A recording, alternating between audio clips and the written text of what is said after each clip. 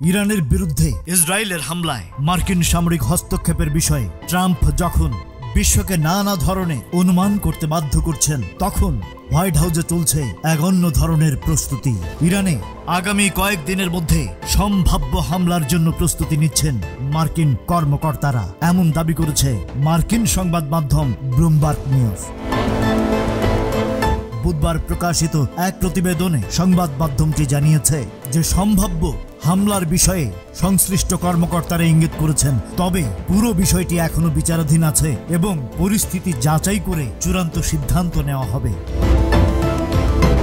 এদিকে ব্লুমবার্গের প্রতিবেদনের আগে ওই দিনই হোয়াইট হাউসের সামনে সাংবাদিকদের প্রশ্নের জবাব দেন প্রেসিডেন্ট ডোনাল্ড ট্রাম্প। ইসরায়েলি অভিযানে যুক্তরাষ্ট্র যোগদানের সিদ্ধান্ত নিয়েছে কিনা এমন প্রশ্নের সরাসরি উত্তর থেকে বিরত ছিলেন তিনি। তবে ইসরায়েলের সঙ্গে মিলে ইরানে হামলার ব্যাপারে স্বভাবসুলভ ভঙ্গিমায় ট্রাম্প বলেছেন, আমি সেটা করতে পারি, আবার নাও করতে পারি, কেউ জানে না আমি কি করব।